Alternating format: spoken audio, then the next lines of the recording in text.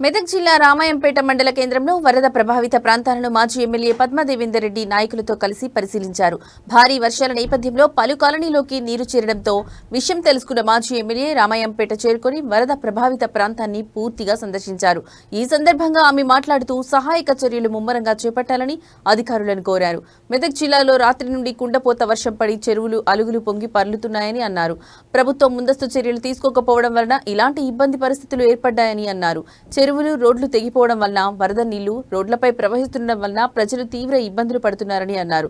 నక్కబాగు వద్ద ఒక స్తంభాన్ని పట్టుకుని 3 వ్యక్తులు ఉన్నారని, అక్కడే బ్రిడ్జి వద్ద 10 మంది వ్యక్తులు ఉన్నారని, వాళ్ళని కాపాడడానికి హెలికాప్టర్ తీసుకురావాలని ప్రభుత్వాన్ని కోరామని, ఇప్పటి వరకు ప్రభుత్వం స్పందించలేదన్నారు. గతంలో ఇలాంటి పరిస్థితులు ఎదుర్కొన్నప్పుడు హెలికాప్టర్ ద్వారా ప్రజలను రక్షించామని గుర్తు చేశారు. జిల్లాలో రెస్క్యూ టీంలు ఏర్పాట్లు చేయాలని అధికారులను కోరారు. ఈ వర్ష ప్రభావం వల్ల చాలా చోట్ల ఇండ్లు కూలిపోయాయని అన్నారు.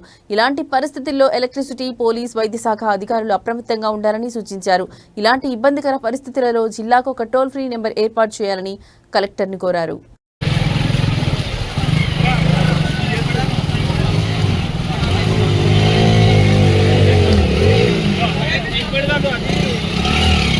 అక్కడ కూడా వచ్చిందమ్మా, ఆ రోడ్డు కూడా వచ్చింది,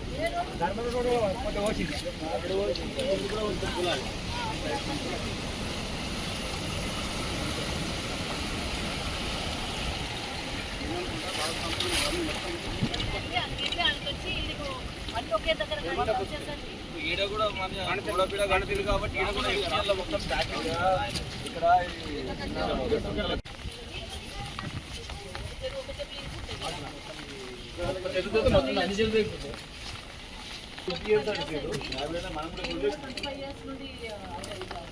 చూస్తున్నాం కదా, ఎప్పుడు కూడా నేను ఇన్ని వాటర్ని ఇక్కడ చూడలేదు. అసలు నేను ఇప్పుడు మరి ఈరోజు మెదక్ జిల్లాలో కుండపోత వర్షం పడి చాలా చోట్ల కూడా చెరువులు అలుగెళ్ళడం, చెరువు కట్టలు తెగిపోవడం, చాలా ప్రమాద స్థాయికి వర్షాల జిల్లా యావత్తు కూడా రెడ్ అలర్ట్ ప్రకటించే విధంగా దారుణమైన పరిస్థితులు కనబడతా ఉన్నాయి. కానీ ప్రభుత్వం ముందస్తు చర్యలు తీసుకోకపోవడం వల్ల మేము ఎక్కువ చెరువులు కట్టలు దిగడం కానీ ఎక్కువ ప్రమాదాలు సంభవించే అవకాశం ఉందని చెప్పి ఎంత హెచ్చరించినప్పటికీ కూడా సరైన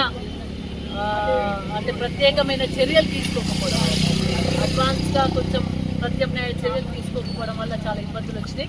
ముఖ్యంగా చెరువు కట్టలు దిగిన తర్వాత రోడ్లు తెగిపోయి రాకపోకలు బంద్ అయిన సందర్భంలో ప్రజలు చాలా ఇబ్బంది పడుతూ ఉన్నారు.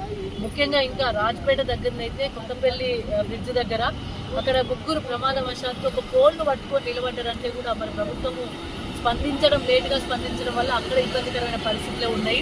ఒక 10 మంది బ్రిడ్జ్ మీద ఇరుక్కుపోయినారు. ఇప్పటికీ మరి వాళ్ళను పట్టించుకున్న పాపన కోరలేదు. అక్కడికి వెళ్ళి విజిట్ చేయడం జరిగింది. మరి అక్కడ ఏదైతే రెస్క్యూ టీం వచ్చిందో వాళ్ళు కొంచెం ప్రయత్నం అయితే చేస్తూ ఉన్నారు. మేము చాపర్ కావాలని అడిగినాం. ఎందుకంటే గతంలో కేసీఆర్ గారు టేకలగడ్డల అప్పుడు ఏడుపాయల దగ్గర ఒక 10 మంది ఇరుక్కుపోతే వాళ్ళని తీయడం కోసం ఇమీడియట్గా చాపర్ పంపించడం జరిగింది. ఇప్పుడు కూడా వాళ్ళని రక్షించడం కోసం, వాళ్ళ ప్రాణాలే ముఖ్యం కాబట్టి ప్రాణాలు రక్షించడం కోసం చాపర్ కావాలని అడిగినాం. ఇప్పటి వరకైతే చాపర్ రాలేదు. అయినా సరే రిస్క్ టీం అయినా సరే కొంచెం తొందరగా వాళ్ళను బయటకు తీసుకొస్తే బాగుంటుందని చెప్పేసినాం. అట్లనే అధికారులను కూడా కోరేది ఏంటంటే కలెక్టర్ గారిని కానీ, ఎస్పీ గారిని కానీ ఒక టోల్ ఫ్రీ నెంబర్ ఇవ్వాలి. ఇప్పటి వరకు ఎక్కడైనా ప్రమాదం వచ్చినప్పుడు వాళ్ళు ఎవరిని సంప్రదించాలనేది తెలియకుండా పోయింది.